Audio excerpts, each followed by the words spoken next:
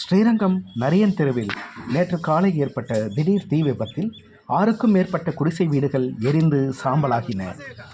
அந்த வீடுகளில் குடியிருந்த மக்களின் வாழ்வாதாரத்தை தொலைத்து நடுவீதியில் நிற்கும் அவல நிலையை கண்ணுற்ற ஸ்ரீரங்கம் சட்டமன்ற தொகுதி எம்எல்ஏ பழனியாண்டி அவர்கள் உடனடியாக சம்பவ இடத்திற்கு விரைந்து சென்று அந்த மக்களுக்கு நலத்திட்ட உதவிகளை வழங்கியதோடு மாவட்ட ஆட்சித்தலைவரை தொலைபேசியில் தொடர்பு கொண்டு கலைஞரின் கனவு இல்ல திட்டத்தில் உடனடியாக அந்த மக்களுக்கு வீடுகளை கட்டித்தரப்படும் கோரிக்கை வைத்தார்.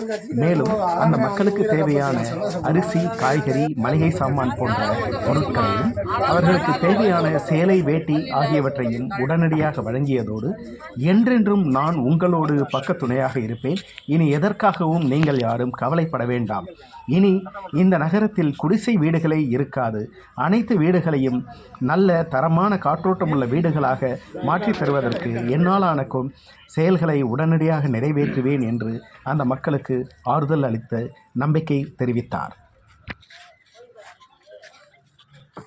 அண்ணா வணக்கம், பழனியாண்டி எம்எல்ஏ பேசுகிறேங்கண்ணா.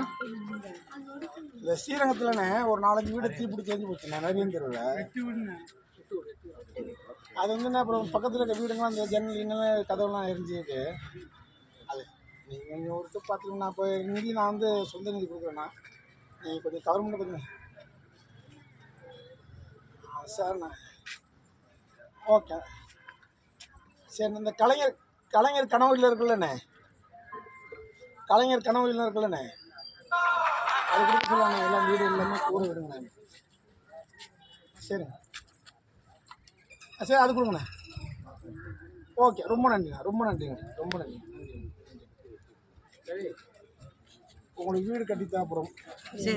கலெக்டர் வருவார் இன்னைக்கு, வந்து ஒரு முக்கியமான ஃபங்க்ஷன் இருக்கார். கலெக்டர் வந்து பார்க்குறேன். இப்போதைக்கு நான் வந்து என்கிட்ட உங்களுக்கு கொடுக்குறேன்.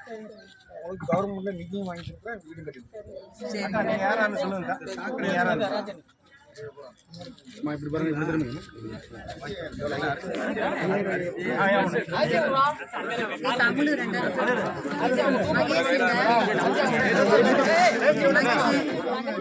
ஒரு முட்டை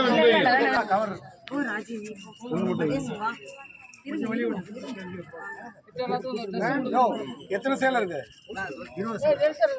2 சேலை வையா, 2 வச்சு முடியா? சரி, 2 வச்சு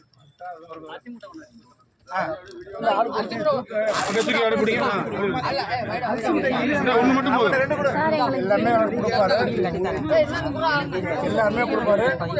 இன்னும் 10 நாள் நான் வருவேன், கலெக்டரை கூட்டு வந்து காட்டுறேன். நீங்கள் ஏழ்மையானவங்க எல்லாமே இந்த வீடை கட்டிக்கங்க. ஒரு 10 வீடு இந்த தெருவு ஃபுல்லாக நான் கட்டி தரேன். இந்த கூரை வீடு லிஸ்ட் எடுத்து மேடம், கொஞ்சம் கேளுங்கக்கா. இந்த கூரை வீடா இருக்குல்ல, இந்த தெருவில் இருக்க கூரை வீடு எத்தனை இருக்குன்னு அது எல்லாத்தையும் கட்டி மட்டுக்கு 5 எவ்வளோ கூட அண்ணன் நான் வாங்கி தர்றேன். ரைட்டு, நீங்கள் 10க்கு 5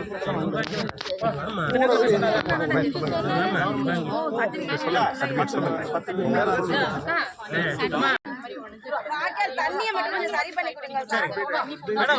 அதை கொஞ்சம் பாருங்க.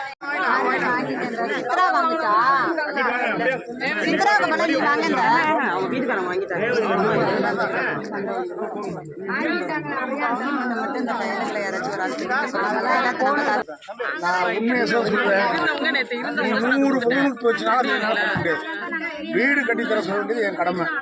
என்னது வீடு, உங்களுக்கெல்லாம் வீடு கட்டி கொடுக்க வேண்டியது என் கடமை இல்லை. அதான் என்ன, நீ 5 பவுன் போச்சு 10 பவுன் போச்சுன்னா நான் வந்து இல்லை சொல்கிறேன் கேளுங்க, அது நடக்காத ஒன்று. உங்களுக்கு வீடு எல்லாத்தையும் கட்டி தர சொன்னேன். கூரை வீடுமா இந்த ஸ்டார்டிங் வரைக்கும் எத்தனை கூரை விடாமல் கணக்கு இருக்கு. நான் கலெக்டர் கூப்பிடுவேன்.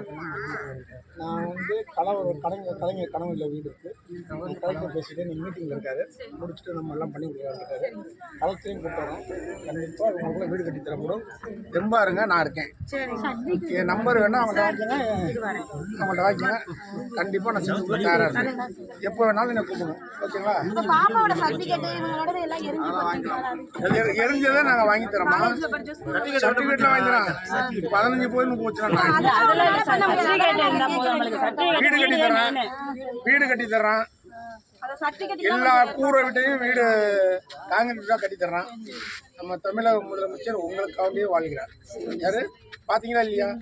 எளிமையாக எல்லாத்தையும் நடந்து போய் பேசி மக்களுக்கு உங்களுக்காண்டே வாழ்ற முதலமைச்சர் நம்ம முதலமைச்சர். அதனால் உங்களை கைவிட மாட்டார். கண்டிப்பாக நேரம் அவருக்கு நியூஸ் இருக்கும். கண்டிப்பாக முதலமைச்சர் நடவடிக்கை எடுப்பார். நான் இருந்து சட்டமன்ற உறுப்பினர் உங்களுக்கு செஞ்சு தரேன்.